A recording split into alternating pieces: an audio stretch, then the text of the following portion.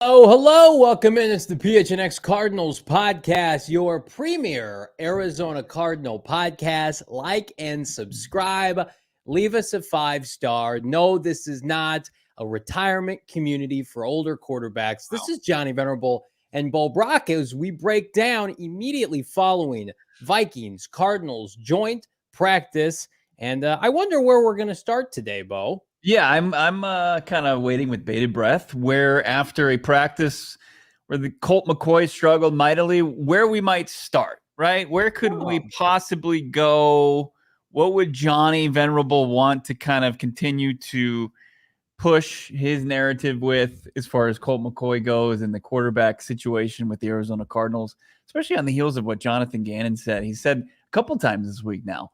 But look, this was, I saw a Vikings reporter that said the Arizona Cardinals made the Vikings look like Super Bowl contenders in practice today. In their joint practice, they look like Super Bowl contenders. Now, that means the Cardinals were really bad or the Vikings were really good, and it's probably somewhere in the middle. But it was a rough one from what we're seeing as far as reports out of Eden Prairie and the Vikings facility there in Minnesota.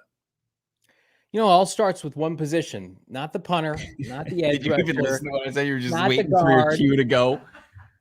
I love how you lumped in everybody else for what has taken the headline on the Twitter streets this morning. Like, I'm sorry, Christian Matthew had a tough time covering guys like Justin Jefferson.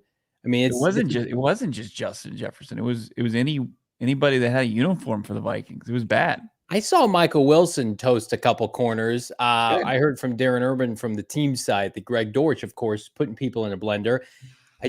I would say let's be careful about classifying the entire Cardinals team with a struggle today when really the headliner is Colt McCoy right now looks unplayable at quarterback based on the tape that we saw on Twitter and some of the reports. And we're hoping to get a report directly from Vikings practice today later on in the show. But Bo, I mean, that it all starts with the quarterback play, right? Mm-hmm. I know Hollywood didn't look good. Who threw that pass to Hollywood Brown that got picked off by Byron Murphy? Hold on. If you can't use that as a prime example because that's wide receiver cornerback drill. I mean, that the ball's going.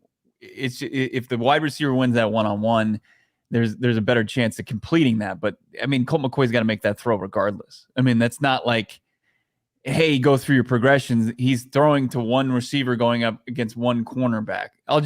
But look, here's what I'm willing to do. Here's somebody who's humble enough to say that Colt McCoy and the truthers out there, the Colt McCoy truthers, it was a tough day for those of us out there. There's not a leg to stand on after today's joint practice in Minnesota. It was rough. It was a bad practice. Don't sip out of your Capri Sun like you're Kermit the Frog sipping out of his glass of tea. I need a Capri. Yeah, for that humble apology from because I'm willing to do it. I'm one of the hosts on this show that's willing to admit when he's wrong sometimes. Guy looked retired out there. He looks toast. He looks Nick Foles at the end of 2022. He looks Peyton Manning-esque. He looks Sam Bradford circa 2018. And I know a lot of people are like, they want to lose games. This is all part of the plan. I promise you with Jonathan Gannon, it's not part of the plan. The quickest way to derail a locker room in a season, you could lose games competitively. You can be feisty. You have unwatchable quarterback play in today's NFL with already a defense that's going to struggle at times, and you've got some young players you're trying to implement.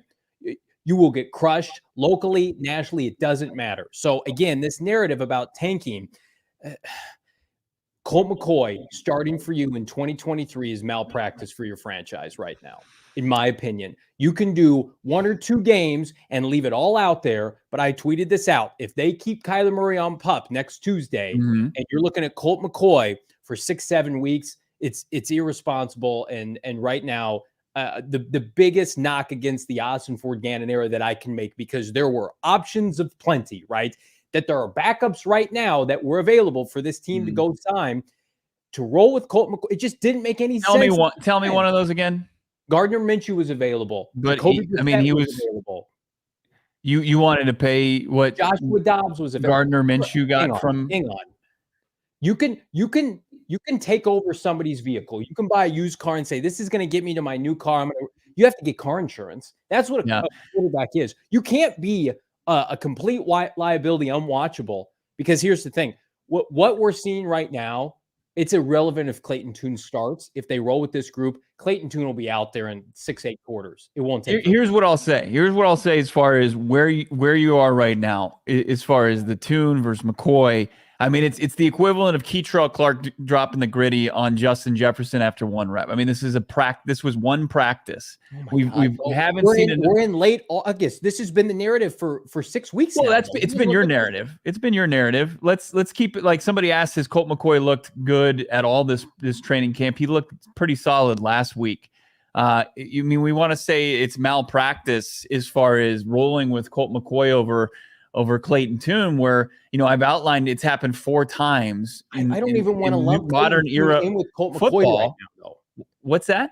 I don't even want to lump Clayton Tune in with Colt McCoy, though. That's not my point. My point is having the plan, because the plan should never be we're going to take a 5th rounder in April for a team that's rebuilding and he's going to be in the mix to start. That's not good planning, and I don't think they ever envisioned that. The plan should have been either we're going to bring somebody in to compete with Colt McCoy, a viable option in March, or we cut Colt McCoy and we get one of our guys who's, goodness, under 35 years old that's got, recent success in our system, what we want to do. Not a 37-year-old who couldn't finish last season that's calling USFL games in the spring, that's pointing in practice every 3rd day. That is part of the protocol. Which is part of the protocol. I'm not blaming Colt McCoy for that. They put that protocol in place.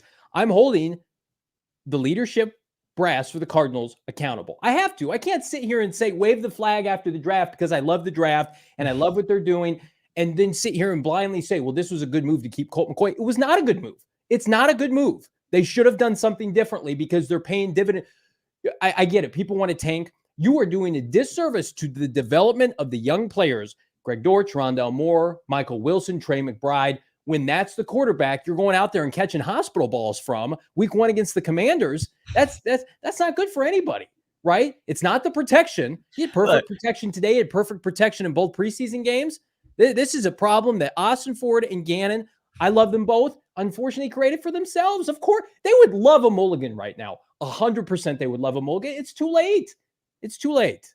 It's too late. It was a situation where it's rare air where you're sitting here with a franchise quarterback that you don't know what his true timeline is going to be, and you're trying to figure out, how do we install a new system offensively, or a completely new coaching staff, and how do we hold our head above water while we wait for the franchise quarterback to come back, right? To sit here and say, hey, I trust JG, I trust Monty Ossenfort implicitly, and then say, hey, they fucked up as far as this goes and it's malpractice. I think that's talking out of both sides of your mouth a little bit. Yes, it is. I think you can have respect for somebody and like what they do and disagree with the decision. I don't want to blindly follow people. Like, right. I can respect a leader. I can respect a manager or a boss and still want to give them the benefit of the doubt and disagree with a decision or two that they make. Where they've screwed this up is that it's compounded the most important position in the NFL. No one understood at the time why they kept Colt McCoy with no ties to Colt McCoy and how he looked last year.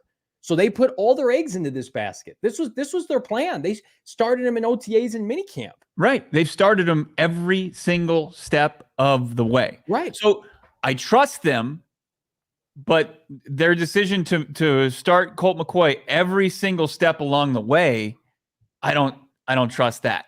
I just don't understand that. I mean, as far as at some point this offseason, they rolled their sleeves up and said, we think we can get what we need from Colt McCoy until Kyler Murray comes back. And I still think that they have that belief. I'm saying that was the wrong decision.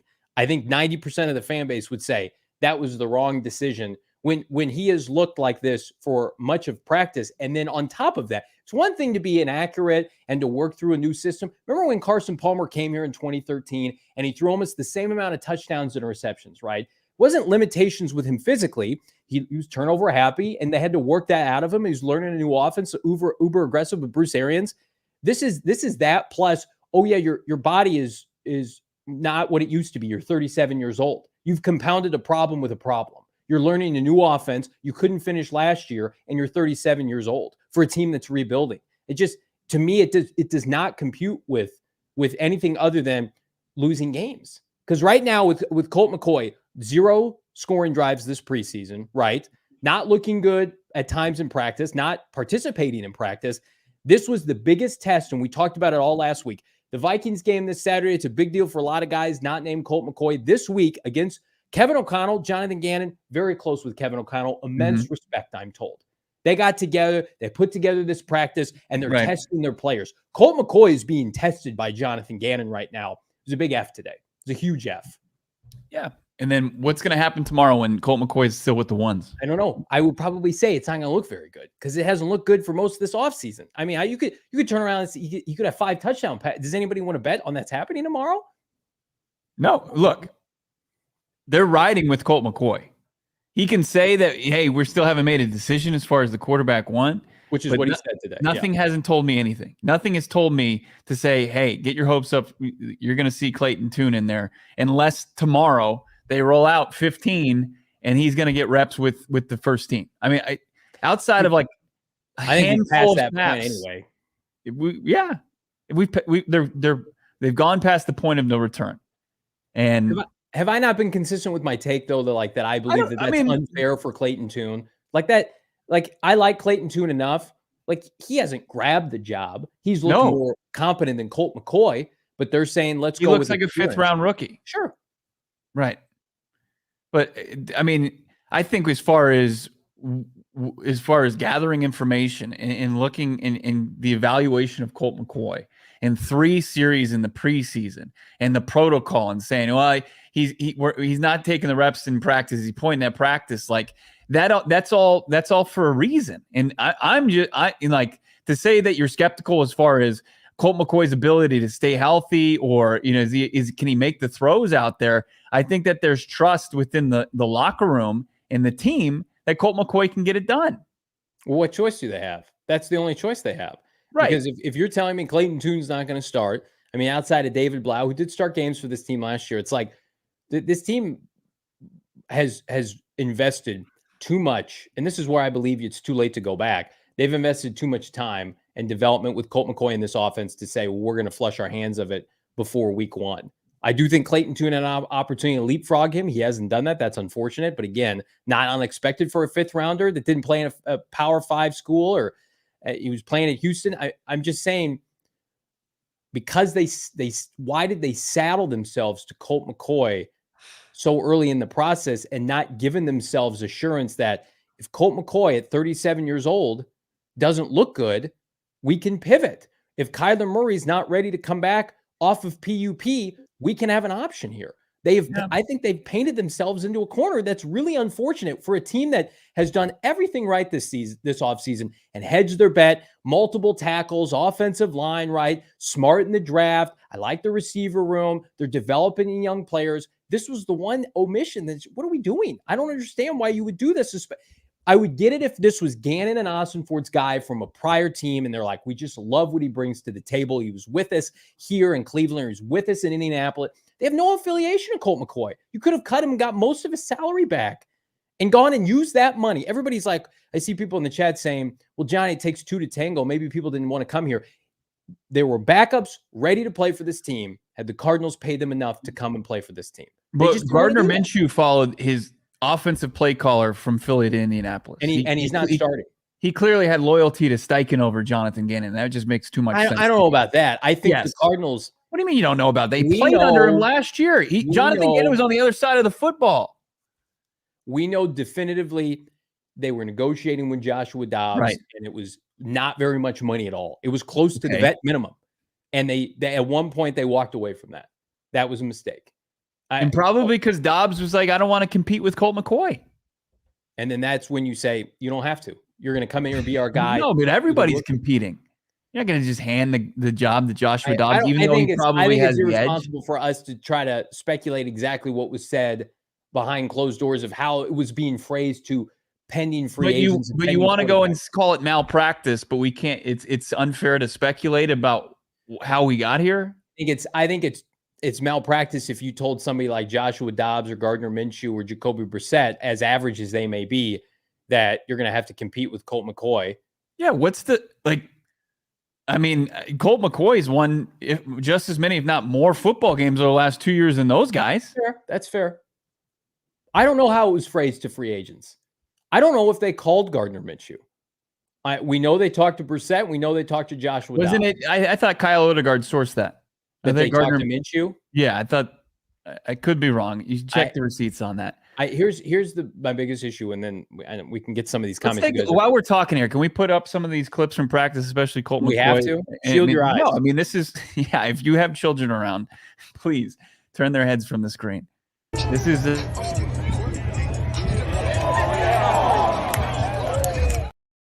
that was at Vikes Insider on Twitter. That throw. Let's see it one more time. That's indefensible, right?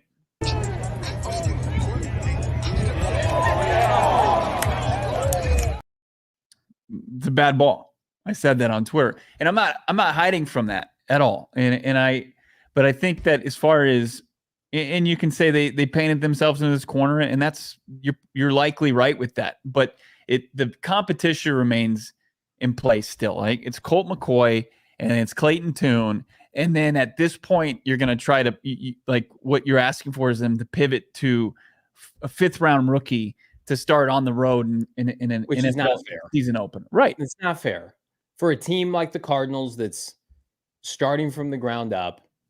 Like, do I think Clayton Tune's been better than Colt McCoy this training camp, this preseason? Yeah.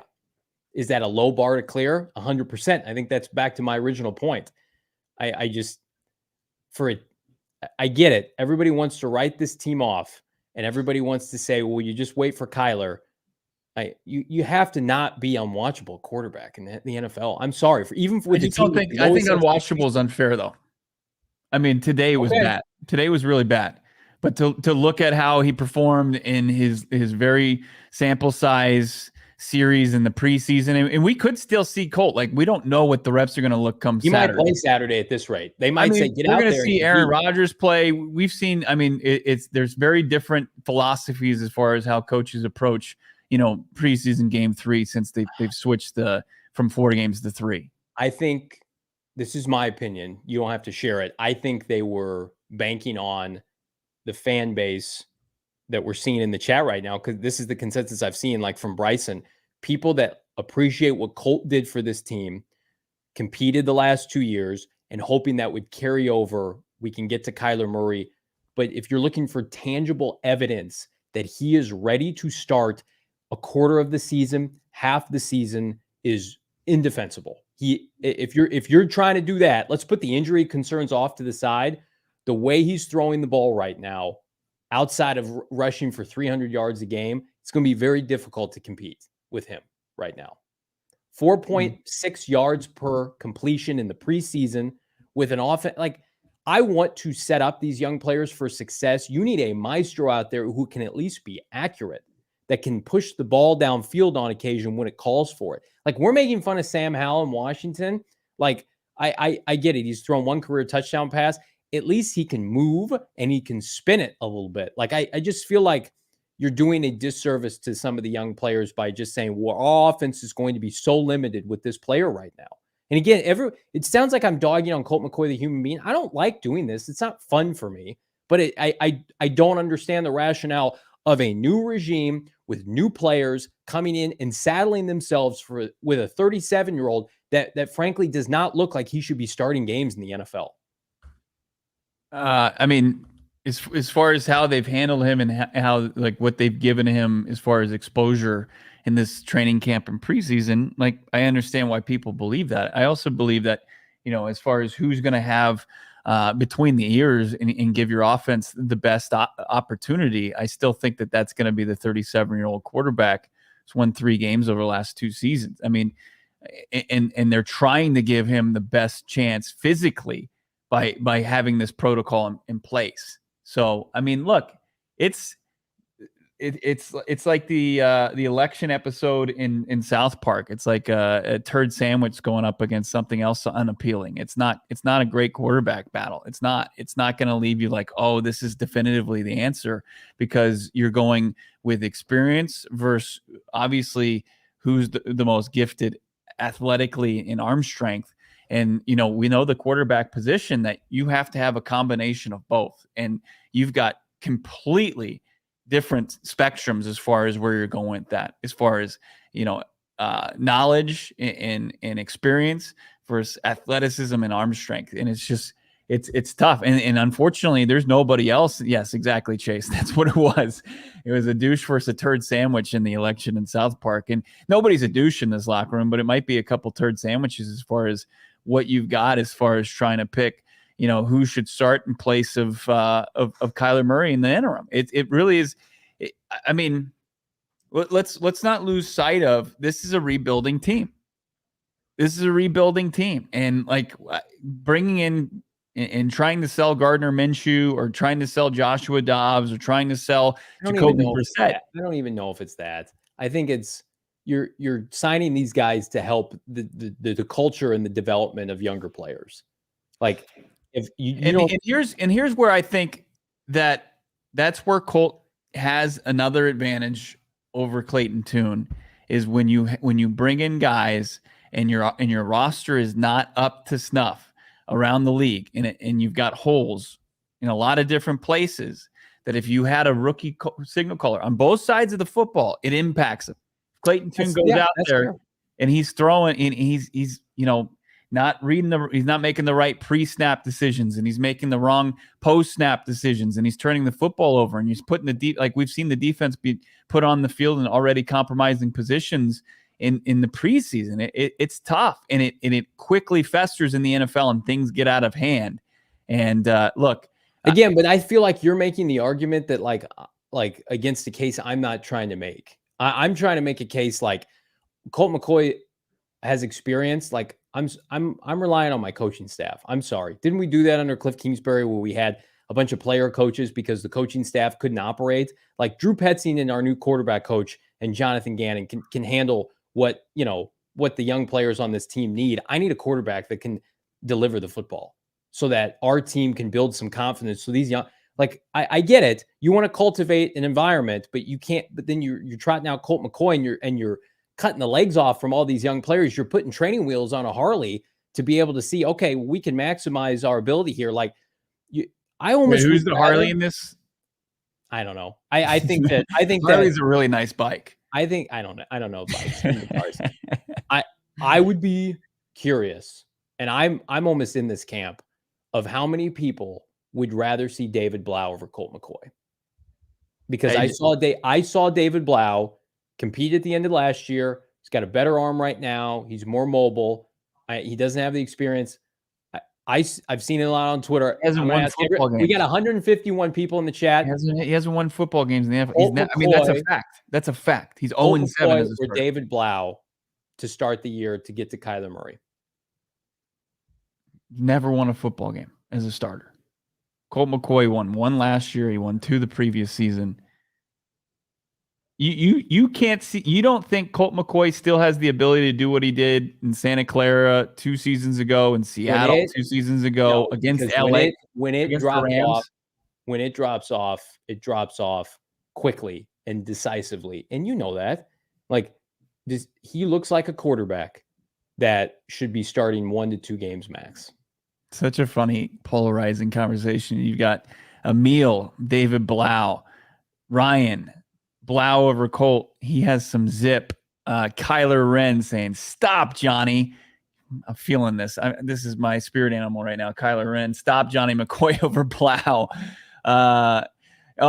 Johnny's going to love this. Arizona Animal. Trey Lance will be available. LOL. See, it pisses me off, Arizona Animal. I wanted to enjoy and bask in the Trey Lance bust announcement today. I can't even do that right now because I have horror show nightmares of these throws from Colt McCoy at Vikings practice that are getting picked off and swatted at the line of scrimmage. I can't even enjoy it. I can't even gloat today. I'm going to have to save it for another day. But I got to watch Colt McCoy deliver hospital balls. So all of my Premium We're gonna find out about 12:45 if it was as bad as it looked on the Twitter streets. Cam Cox from 12 News, who was out there in Minnesota, is going to join us. If Colt McCoy was as bad as advertised. Let me ask you real quick. Colt already has a new gig. Yeah, he's over on the. He's talking fantasy football. I want to ask you a question. Yeah. Knowing sure it's what not we gonna be a know, loaded question, or no, it's not. I'm gonna ask Bo. I'm gonna be straight with him. Right. This show knows definitively that they have not been impressed with what they've seen from Colt McCoy. We have that source that we know that, like, Colt has not looked like that they hoped. Do you think they regret, and if they could go back, they would do things differently at this position, or do you think they would do it exactly the same?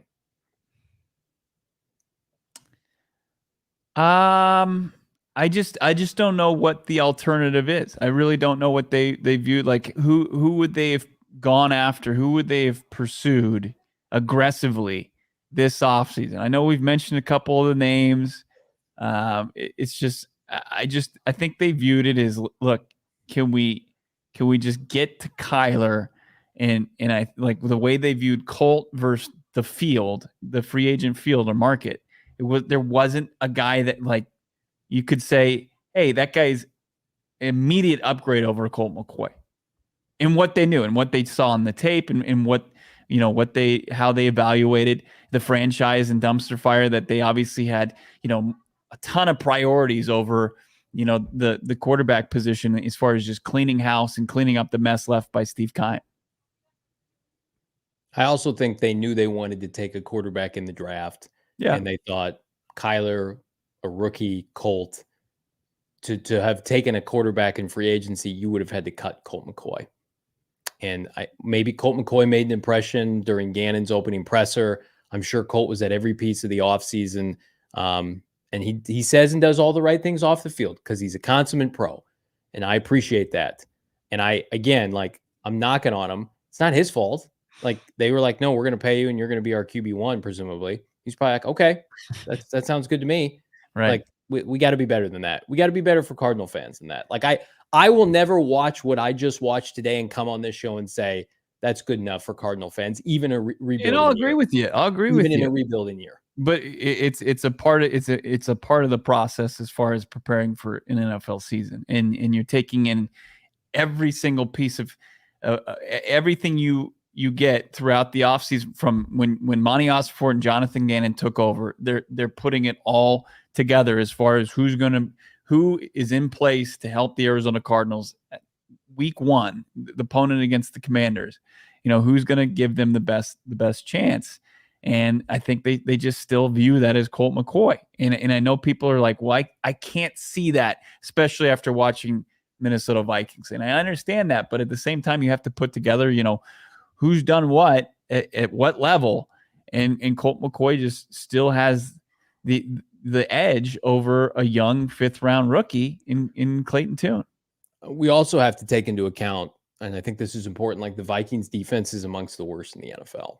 Like, they just had I'm going to pull it up right now. They had a horrendous preseason showing last week. Let me pull it up. Yeah, here. I mean, they got destroyed. Here's what I'll say destroyed too. by the Titans. Cardinals had 2 of their starting offensive linemen. I mean, according to Cam Cox, is going to join us in a bit.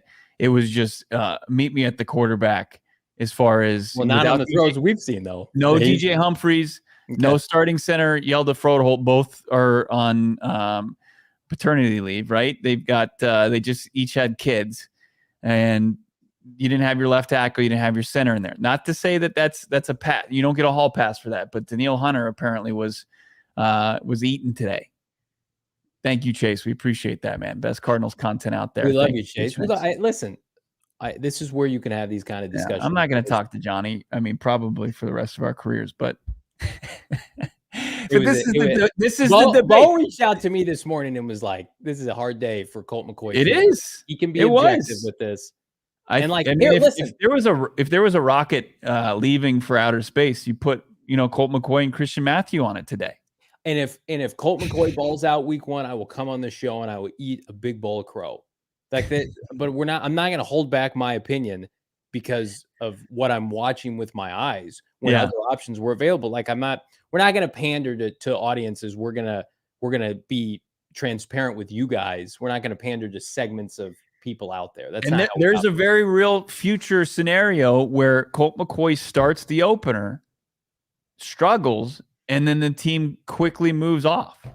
I just think that that's why I think Tune starting is irrelevant. I think Tune getting all these reps, and it's just direct quote from Jonathan Gannon's mouth post preseason week 2 is he's getting all these reps because he needs them because he's a rookie and he needs to play. And he needs to play because if his numbers called, and it's very possible, especially, with the time frame that seems realistic for Kyler Murray, that we will see Clayton Tune out there seeing regular season snaps. TJ105 Vikings reporters are literally prefacing their statements about practice saying, well, it was the Cardinals. That's embarrassing. And again, it starts with the quarterback play. Yeah. I know you can push back and say they've got weaknesses on the defensive line and they're missing some O-linemen this week. Like, your quarterback looks like shit. It makes the rest of the team look bad. As the New York Jets last year, their quarterback situation was unwatchable, and their team is talented. I'm not saying the Cardinals are as talented as the Jets, and they had to go out and trade for Aaron Rodgers because they're just like, we know we're better than this. And I think that's what poor quarterback play is going to do to any team. We got to get to some ad reads here. We want to. You guys are crushing it. So fired up to be with you. Your special start time. Fired up to welcome Cam Cox here in a little bit, but fired up to tell you about our friends, BetMGM. How about my BetMGM pick of the week? I don't think I can quite go Cards money line against the Vikings this weekend. I'm going to probably tell you right now, maybe the Cards under in this game with the Vikings. You can check that out right now, as well as a ton of bets. How about the USC spread? Who do they play? Tulane this weekend. They play San Jose State. I can't remember. Yeah, San Jose State. Notre Dame's playing overseas against, is it Navy or Army? Lots of good stuff on the docket this weekend. It's the last weekend of preseason action. Make sure to dabble with our friends at BetMGM. Use that bonus code PHNX. There's a few different offers depending on where you live, but for our folks in Arizona, place your first bet offer and receive up to $1,000 back in bonus bets if it loses. Check out the show notes for full details, and now listen to my guy Shane Diefenbach talk about it in the disclaimer. Gambling problem? Call 1-800-GAMBLER. Colorado, D.C., Illinois, Indiana, Kansas, Louisiana, Maryland, Mississippi, New Jersey, Ohio, Pennsylvania, Tennessee, Virginia, West Virginia, Wyoming. Call 877-8-HOPE-NY or text HOPE-NY 467-369 New York. Call 1-800-327-5050 Massachusetts. 21 plus to wager. Please gamble responsibly. Call 1-800-NEXT-STEP Arizona. 1-800-522-4700 Nevada. 1-800-BETS-OFF Iowa. 1-800-270-7117 for confidential help Michigan. 1-800-981-0023 Puerto Rico. In partnership with Kansas Crossing Casino and Hotel. Visit BetMGM.com for terms and conditions. U.S. promotional offers not available in D.C., Kansas, Nevada, New York, or Ontario. Let's talk about Shady Rays, the premium polarized sunglasses that you can get at not a premium price, and you could take advantage of the promo code PHNX for 50% off 2 or more pairs of sunglasses. Look, protect your eyes out there and look cool while doing it, and Shady Rays is going to set you up for that. Go to shadyrays.com. Check out their large selection of sunglasses. You can even check them out for yourself at their new store up in Kierland Commons in North Scottsdale. Find out which Shady Rays you want. Go to the website, shadyrays.com. Pick out 2 or more pairs of sunglasses and use that promo code PHNX. Get 50% off. Look at those Shady Rays if you're joining us on YouTube. Those are sleek. Johnny and I, we were not originally both got the same shades, but we love them just the same. They're fantastic, and they've got a great selection. shadyrays.com, promo code PHNX, 50% off 2 or more pairs of polarized sunglasses. Try for yourself the shades rated 5 stars, not just by myself, not just by Johnny Venerable, not just by producer Damon E-Dog, but also 250,000 people. He's a dog, that Damon, producer. It's like Chuck E. Cheese. Yeah, that's right. It's the E. Michael Evans, $2 super chat. Thank you so much, Michael. Maybe they know K1 is coming back sooner. That was our speculation for June, July. And now it's very much up in the air. Could he be taken off PUP next week? I think if you watch Colt McCoy and you don't see an investment in what I think is a quality backup, a quality bridge, if Kyler misses a bunch of time, then yeah, I would say that. But right now, we got 6 days before we're gonna know that definitively, and then there's some people need to answer for what's going on. Because if Kyler Murray is placed on PUP, we covered it yesterday. I think at minimum, he's got to miss 4 games, plus you got to get practice time in. I mean, realistically, you're looking at maybe week 6. Can anybody say in the comments definitively they think Colt McCoy can keep this team hanging around, or being watchable at times for 6 weeks, that's asking a lot. 2 games, no problem. I'd be on here every day banging the drum if Kyler Murray was coming back week 3 and we knew that definitively, and he still might. That Colt McCoy can get you through 8 quarters, but man, anything more than that, I think you're asking for trouble. Week 6 would be what, October 15th against the LA Rams. I mean, I'll have aged easily 15 to 20 years by then. Some of their most winnable games are early in the season too. They're going to be the healthiest they'll be. I think you start the season with the 2 teams you're starting against, Sam Howell and Daniel Jones. Daniel Jones at home, and two teams that I think, listen, if the Cardinals had Kyler Murray, I think they'd be favored in both. Yeah, I mean, Daniel Jones and the Giants offense that Jonathan Gannon's defense beat the shit out of in the playoffs. Right. I mean, held them to 7 points, embarrassed them. You don't play the Niners till later. You don't play the Eagles till later. They got Niners week 4. That's tough. It's on the road. You got Bengals week 5. You got Dallas, who I think their defense is on the rise. I mean, they got one of the best defensive players in the universe in Micah Parsons. I mean, the first 2 weeks, I mean, they need to be competitive in those games, regardless of. And you got to have somebody that can play the quarterback position. My question for you is you're talking about, it's unfair for Clayton Tune, and I agree with that. Week 1 against Ron Rivera. Where's a soft landing for Clayton Tune? There just really isn't. I mean, remember when they were trying to do this with Rosen? I mean, and they completely and that got Steve Wilkes and company fired because they mismanaged it so bad. Yeah. So it's like, I hope they have a plan, because again, like Clayton Tune probably shouldn't be starting. He might be starting before we know it. It could be a blink of an eye, and he could be out there. And this conversation could be for nothing. And that's going to be important, right? I think right now there's just no ability to get him up to speed to learn how to prepare to start, especially going into week 1. I mean, I think that time is come and gone. But once, and it's going to be think so, like 100% certainty that it's not going to be Tune. You don't think there's any doubt in your mind that it could still be Tune? I mean, if he comes out and goes 15 for 16, lights the world on fire, but I just haven't seen that rhythm passer yet. And I would say if Colt continues to struggle this week, and Clayton has a solid week and plays well Saturday, I would think there's still a small opportunity. My biggest thing is Colt just couldn't lose the job.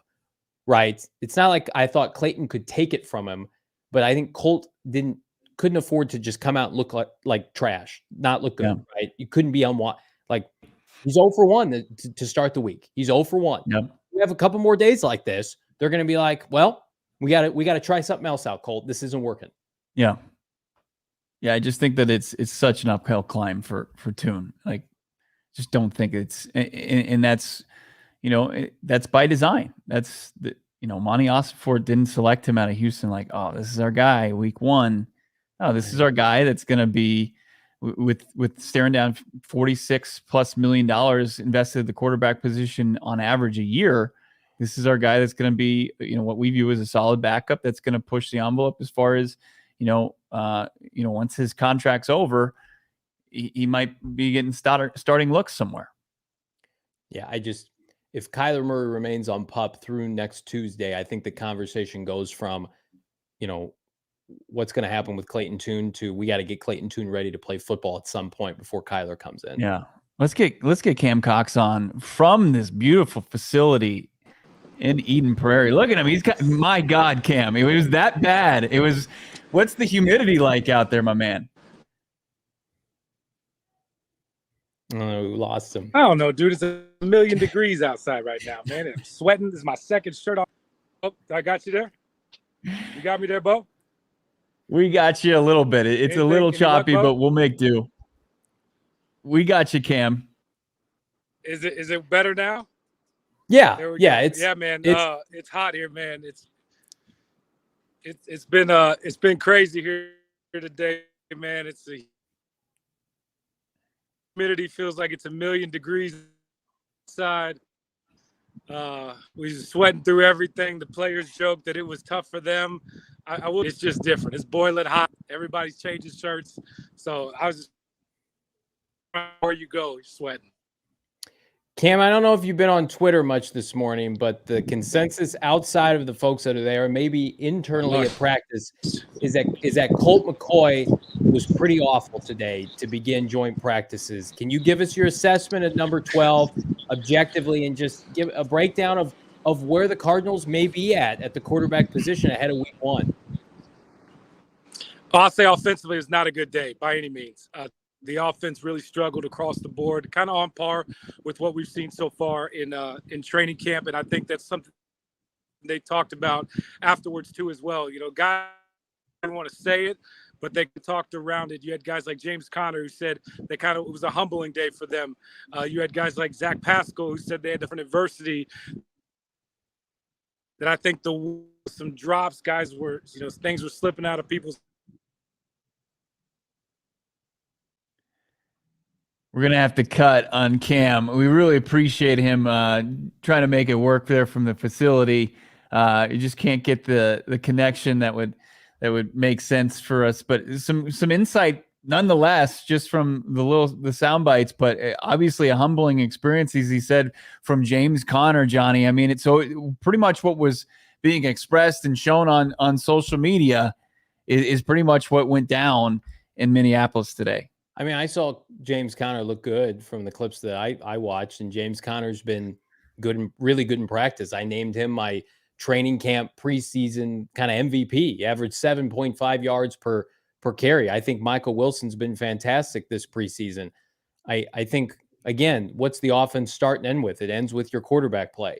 So I get it. Maybe there was some drop passes, but for me, Bo, it's just, why are we making excuses? I feel like and I'm not saying Cam's making excuses. I'm just in general, the players, like they're protecting, I think, the most important position right now. I don't think anybody can say that guys like Michael Wilson and at times Hollywood Brown and Greg Dortch, James Conner, and the offensive line. I mean, we're talking about this is the best showing an offensive line has had through 2 preseason games for the Arizona Cardinals in 10 plus years. The starting offensive line is a plus for this team. James Conner is their MVP of training camp, right? I love these wide receivers. What are we talking about now? Like, I feel like that we're talking about one position here, a position that I think has been botched this offseason, and it trickles down. When you run a route as a receiver, as a pass catcher, right, and the ball, and you do everything right, you beat your defensive back, you're open, the margin for error is so slim in the NFL, and you win a one-on-one rep, especially in a game, and the quarterback can't deliver a pass to you accurately, there's nothing more disheartening. And it has a trickle-down effect to everybody else on that team. Right. Maybe a right tackle misses a block once in a while. Maybe a wide receiver runs a lazy route. But the quarterback is the maestro of the team. And I think that, again, the energy felt from the rest of the teammates is elevated by the presence of a competent quarterback. And when you're operating like we saw Colt McCoy operate today, it has a lingering effect on everybody else on that offense. It does. No, absolutely. I mean, you just go back to preseason week 2 after a 10-play touchdown drive from Patrick Mahomes and that Chiefs offense, and then you need the offense for the Cardinals to go out there and sustain, take up some clock, and let that defense get a breather. And, 3rd and 2 play after 2 runs where you're making it 3rd and manageable should be just easy pass and catch. And Colt McCoy throws it behind Trey McBride. And next thing you know, you're punting and your defense is back on the field gassed. And it trickles down. And next thing you know, they're putting up points.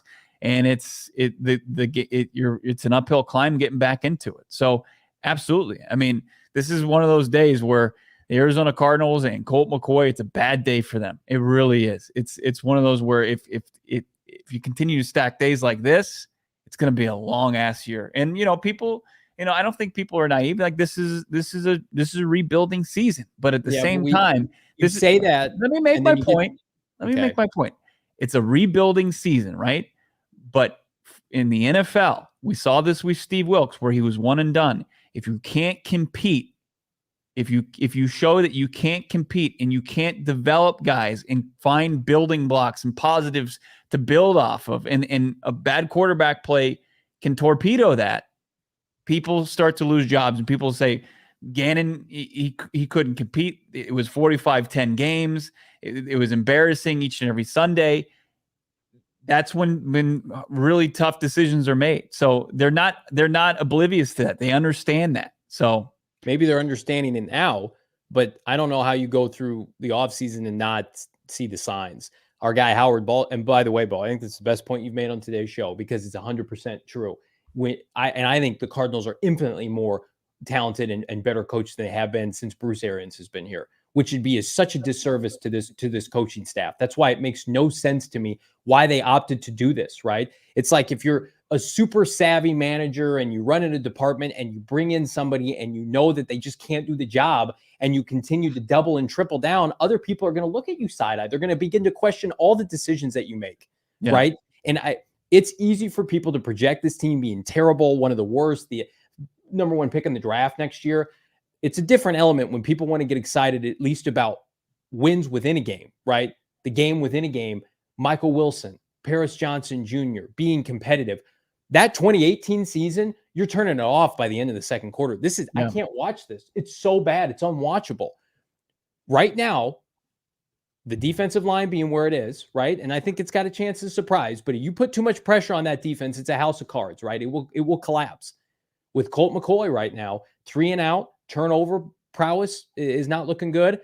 It's going to be very, very difficult. And Arizona Animal, you can't even be competitive. You cannot be unwatchable in today's NFL, no matter where you're at in the spectrum of contender and in the Caleb Williams sweepstakes. It's irresponsible. You think the investors with Michael Bidwell and company and people on the board of directors want the Cardinals to be losing 45-0 because they're going to get a better draft pick next spring? Nobody thinks like that, right? The Cardinals went into the season. They said, let's let the chips fall where they may. We're going to draft and develop, and we're going to see what we have in-house. You can do that at every position. We stomped the table for that last March for the second consecutive year. They did nothing in free agency. The one position you can't fuck around with is quarterback because you're putting yourself in a position where we have to ask if a fifth rounder out of Houston who has no business starting should be starting over Colt McCoy, who looks retired. Howard Balzer on Twitter. Check him out. He's our PHNX Cardinals beat reporter. He does great stuff. Posed a question I want to ask to you, Bo. But before I do that, I want to remind everybody, hey, okay, it's tough out there in them streets with the Arizona Cardinals right now. But if you're thinking to yourself, well, I don't want to invest in season tickets, how about this? Go on Game Time right now. We're going to get you $20 off your first purchase with promo code PHNX. That might cover your entire ticket for week 2 against the Giants. I don't know that. I had some peeps just go out to the game against Kansas City. There was like $6 tickets. The Game Time app is where you need to be, not only for sporting events, but like concerts. I know Beyonce's here. I went to a Lizzo concert, Don't Shame Me, a couple weeks ago. It was fantastic before the allegations came out. Did she shame you? I hope she didn't shame you. She didn't, no. I was in the safe space in my nosebleeds, but I got premium tickets, not a premium price.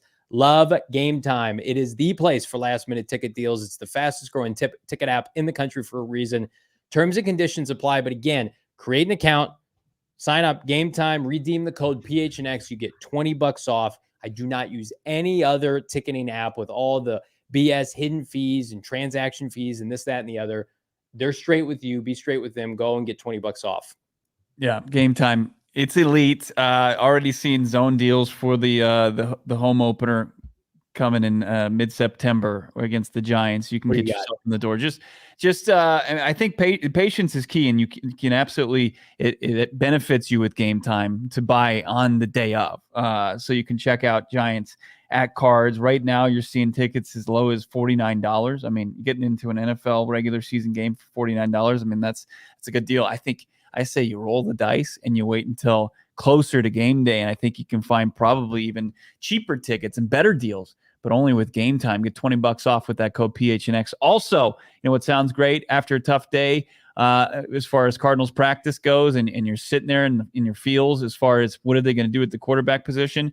Just stuff a burrito in your mouth from Burrito Express, because that makes everything right. All is right in this world, in this universe, once you have Burrito Express for any meal. Multiple Valley locations. They got that Tempe location that is unbelievable. Customer service is unmatched, what they do, and they're a staunch supporter of Arizona State athletics and athletes. Man, what I would give for a quarterback situation like the Sun Devils have. They got a 5-star recruit that's going to get some reps day one. That's pretty fun. That's a fun quarterback situation, and it's not a 37-year-old veteran quarterback or a 5th-round rookie. It's a 5-star stud.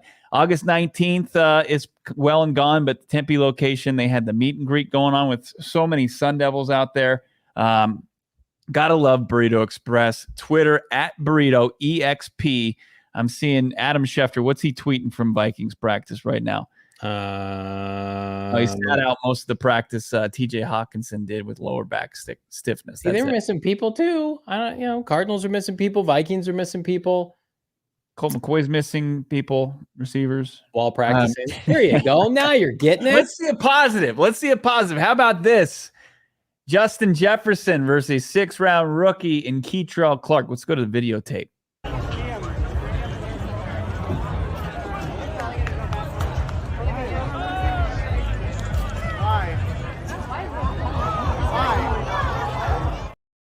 You could hear Vikings fans clutch their pearls that Keitrell Clark, after batting away a pass against Justin Jefferson and dropping the griddy on him, they couldn't believe it. But look, always good to see. I know Justin Jefferson got Keitrell Clark back in practice on a bomb down the sideline, but Keitrell, he had his ups and downs, but you love the competitiveness, and that's what we heard from the kid coming out of Louisville, because that's the kind of the word that defines him. You love to see it. It's a dog. And we had Greg Dortch on this show last week. We asked him one player that was standing out. He said Keitrell Clark. Again, rookies are going to make mistakes, but I want to see guys compete. I want to see people battle. I want to see them go. Justin Jefferson's the best receiver in the NFL. Like, Keitrell Clark's a 6th rounder. He's playing at Louisville last year. I know a lot of people are saying hold him, whatever. Yeah, we got our chat refs. They're on the flags. Can we compete? I want to see people compete. That's why this just goes against everything that's going on with Colt McCoy. And then you see that, and it's just like, I love this roster. I love these young players. Play them all. Play Owen Papo, play Paris Johnson, Michael Wilson. They're all going to get opportunities. I want to see them put in positions where they're playing meaningful NFL games. Like Keitrell Clark has an opportunity to cover a Justin Jefferson in a 3rd or 4th quarter when the game's not out of reach, right? That gets me fired up. I saw Michael Wilson toast one of their 2nd-round defensive backs corners last year out of Clemson. Michael Wilson looked fantastic at what we saw at practice. James Conner looked good. Greg Dortch presumably looks good. The Cardinals' good players are performing, I think, well against Minnesota today. That's encouraging. And so, what more can you say about the young man? I think right now, Bo Brack, if you had to put a wager on it, he's probably CB2 week 1 against the Commanders. The Commanders, we know their quarterback may be limited. They got some real wide receivers, but Marco Wilson, Keitrell Clark, and I would say probably Jalen Thompson / Antonio Hamilton. That's going to be the group. Yeah. That seems about right. That seems how it's trending. And obviously you'll see snaps from Antonio Hamilton and then Christian Matthew. That's been a guy that I think he peaked early in camp and has struggled to return to where he was having, a decent start, but he's not like this young project rookie. That's Keitrell Clark. I think that's where the new regime is going to bet on and try to develop, instead of a guy who's going to be 27 in October. So you Joel making a great point. Not in the ACC, or not in the 1st round, Joel. We're good. We'll take him on day 3. Look, you can get a surprise. I don't want 1st round ACC defenders though. No more. Stop. No more, please. What are you talking about? So Howard Balzer posed this question on Twitter. You know, Howard, he loves to stir the pot. He has seen the clips. He's James Harden back with the Houston Rockets. He's doing this. He's doing this on the Twitter streets. He's crafty as hell. We love Howard. He's a Hall of Fame voter for a reason. Howard Balzer posing the question on Twitter: is Colt McCoy even healthy? Like, is his elbow not shot, but is it a problem for him? Because again, it's one thing to be inaccurate, but his throws just have no juice to them. Mm-hmm. And so I'm going to pose that question for you. Have you heard anything? Because again, the Cardinals haven't disclaimed anything, but here's the question from Howard. The question with Colt McCoy is if there's an issue with his elbow. He's been on a throwing plan this offseason and training camp. And then you see that and it's like, okay, the plan is you're going to sit every couple of days from throwing. So we're going to save your juice for meaningful days and games. And then those are the kind of throws that you're delivering. Do you think there could be a problem with Colt McCoy's elbow? Outside of just general wear and tear of a 37-year-old man, it wasn't there. He wasn't known for arm strength even in his Texas days. So he couldn't stand to lose much zip on the football anyway. I mean, I was encouraged from what I saw last week in practice. I thought that Tell us what you saw then. I mean, as far as, it was the close portion, so I can only say so much, but we can refer back to when Michael Wilson was borderline dominating, and I saw Hollywood Brown get the ball a few times as well with space. I think that to me, I felt a little bit more comfortable, but then I saw today, and today you can't deny what you saw on film. It was, the ball was floating. It was too far. It was way too vulnerable for the defense to pick off. Ryan in the chat, boys, serious question. I'm going to pose this to Bo. You think Tune has been getting so much more time than Colt to play? What are the chances they're playing Coy with Colt and Clayton, and they'll insert QB1 after camp, meaning Clayton Tune? I just don't think that they would be giving Colt McCoy all the run beyond just the open portion of the practice. Like if they wanted to kind of keep it, low, but then insert Clayton Tune, you're doing them a huge disservice as far as preparation throughout preseason and training camp. I just don't. I don't view that as the play, but they are playing him with the idea that he needs the reps in order to be ready to go if his number is called. When his number is not called. In starting the season opener. Right. But it's also with the idea that you got a 37-year-old quarterback that dealt with multiple injuries last year.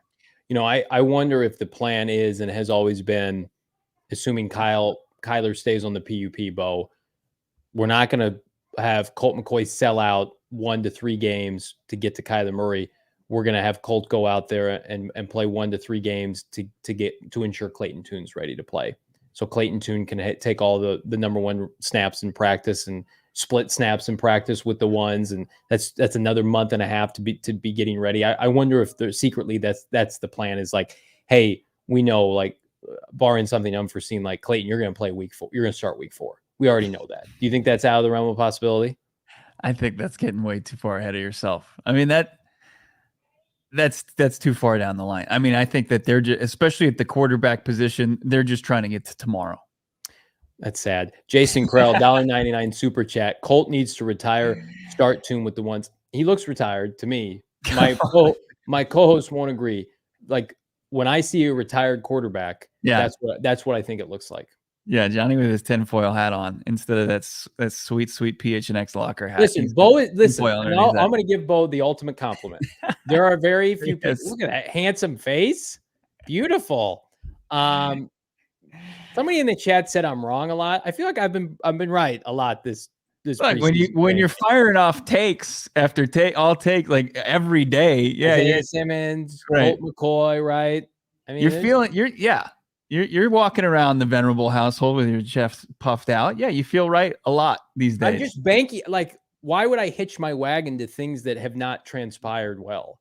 Like Rondell Moore having a big year. When does that ever happen? Isaiah Simmons, like, not getting his 5th-year option picked up. Oh, he's an all-pro suddenly. You just firing out more takes is not going to help your McCoy being retired, semi-retired in the spring, gonna look great now. Gonna be awesome, pointing every 3rd day. Like, I'm just trying to use my. By the way, I haven't seen a Colt point practice in at least 2 weeks, just so you know.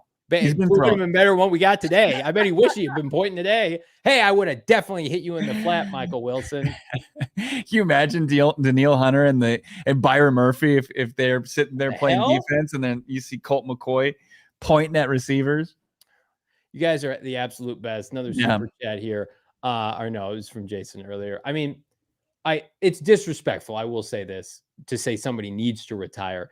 The Cardinals are going to pay Colt McCoy $5 million. He's going to play football for them. Like, that's not on Colt McCoy. He feels like he can play football. He can go play football. But, like, I don't think he should be starting for this team or any team. That's my take. If you want Clayton Tune 5th-round rookie to start. No, you stop doing that. I'm not. I feel what's your option? You want David Blau? You want the Magic Man? If I had the choice right now, who would I start of the 3 quarterbacks? Colt McCoy.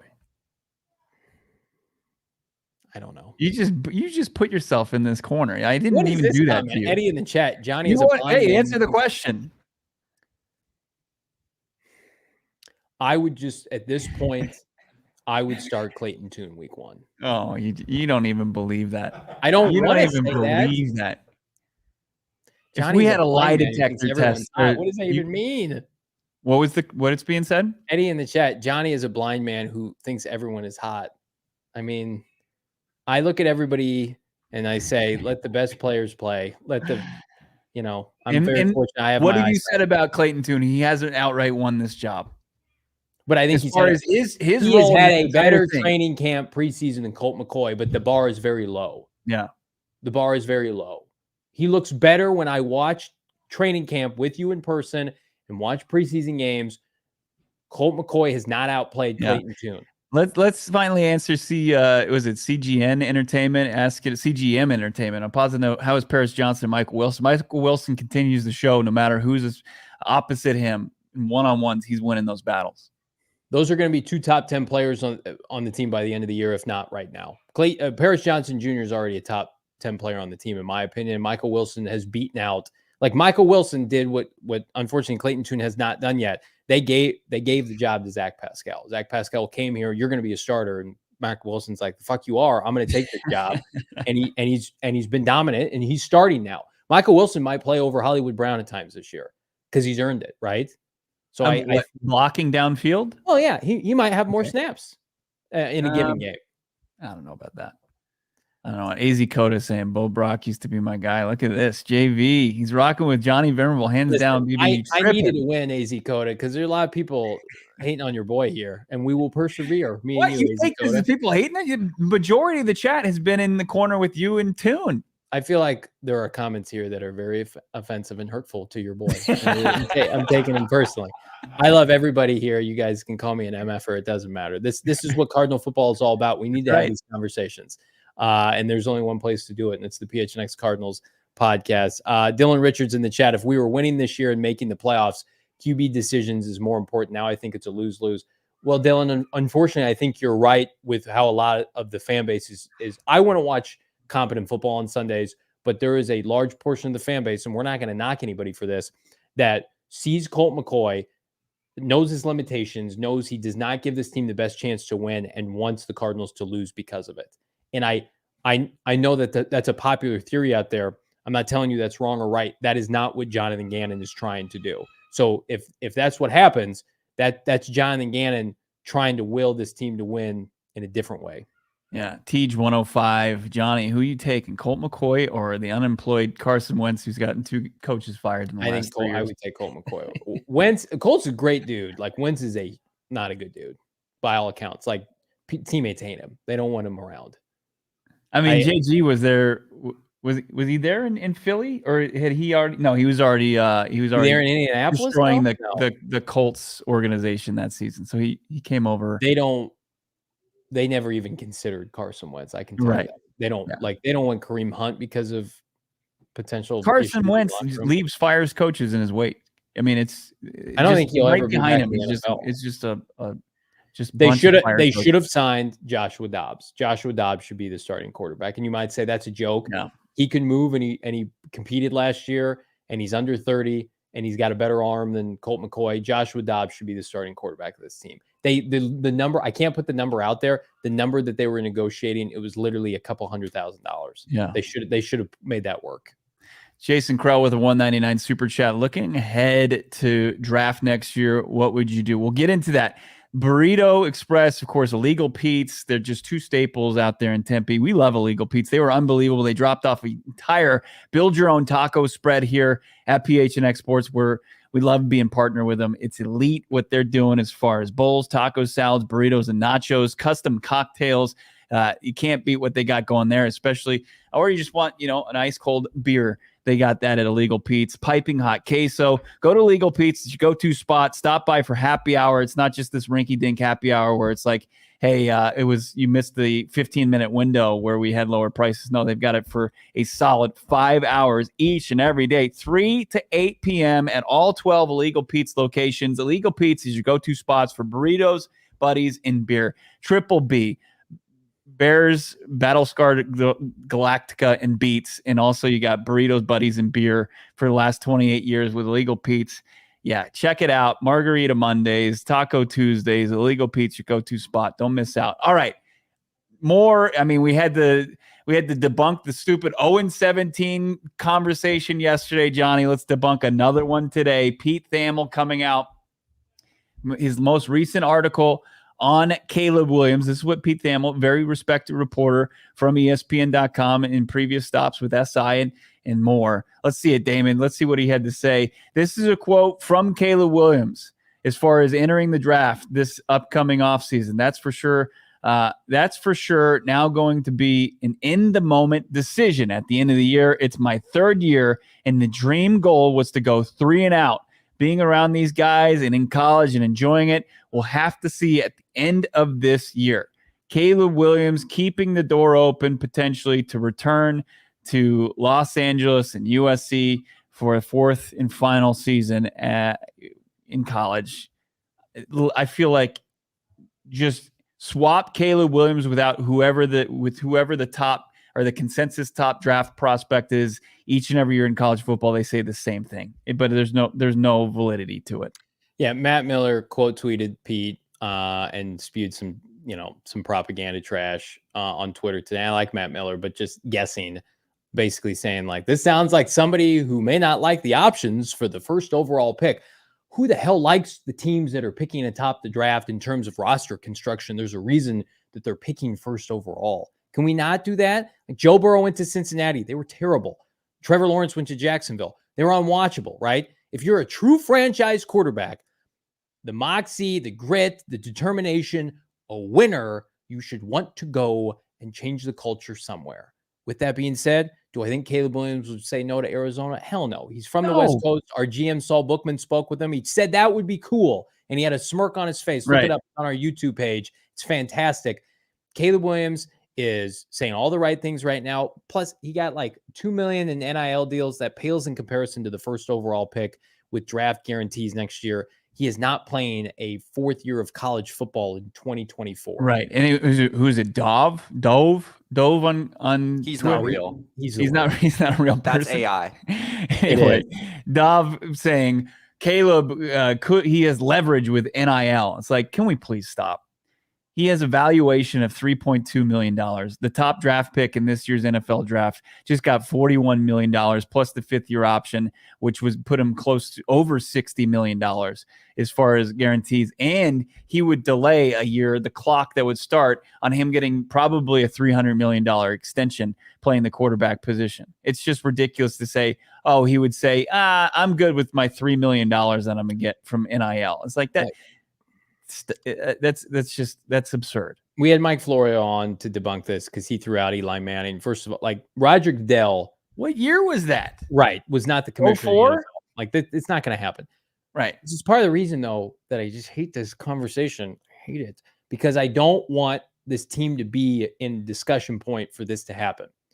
Sure. And again, not to bring up Colt McCoy again, but I'm going to do it. If Kyler Murray's on PUP and Colt McCoy and this team is 0-8, then there's going to be conversations about this. And then the snowball effect of, will Caleb go to Arizona? Will the Cardinals sit Kyler Murray? What's going on? Is Kyler Murray worth trading for? I just wanted, if you had a competent quarterback that can keep you in games and maybe win a couple at the beginning of the year, then you can immediately discredit this. But now what we saw at Vikings camp today, the tank is on, and I love the tank. Don't get me wrong, but I want to watch this team play good football with Kyler Murray.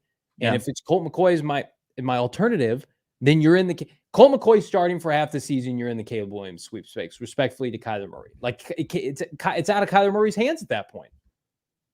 Yeah, it's out of his hands. It is, and he wants to be this team's quarterback. He doesn't want to leave. We know that. Right. We have that source.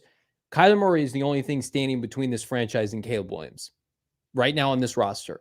As funny as that sounds, Kyler Murray can play the Cardinals out of the Caleb Williams sweepstakes. If he does not play and they roll with Colt McCoy and Clayton Tune, they will be in the sweepstakes to the end of the year. Yeah. Yeah. And that is what it is. Yeah. Another practice in Minnesota tomorrow. The team will have Friday off, probably for a walkthrough, and then 10 a.m. Little kegs and eggs. Wake up. PHNX Sports. We're gonna have a pregame. We're gonna have a pregame show that day. So we'll get Johnny in here about 9:30. We'll take you right up to kickoff. We'll watch the preseason finale, and then We will break it down and probably preview how the Cardinals get from 90 to 53 in the next coming days. But it's before, and then obviously that Kyler Murray decision is looming over this franchise until next Tuesday. Do you care if I eat on air during the pregame show Saturday morning, or is You that can going to do be a problem? Dude, you do whatever you want to do. I feel like that's disingenuous. You do not like when I eat on air, so we'll talk about that later. Yeah, I mean, you had when I told you probably shouldn't chomp my food that you were eating anyway during the draft party. We had the headsets on, so you had the microphone close to your face. So I just want people to hear you chomping food like you're Pete Carroll on the sidelines chewing gum. I'm sorry that we did 4 hours of draft coverage and I went in a snack. I'm not. It was elite. It was elite. You guys are elite. You guys are the best. Thank you so much. Special start time today. We want to thank Cam Cox. Try to get him back on the show at some point when his internet connectivity is a little bit better. Vikings practice tomorrow, day 2 with the Arizona Cardinals, brings on more questions with this team. In the meantime, there's no question. Like and subscribe. Leave us a 5-star wherever you get your podcast. You guys are the best in the Valley because this is the best. It's the best for the best. PHNX Cardinals podcast for Bo Brack. I'm Johnny Venerable. We'll see you tomorrow.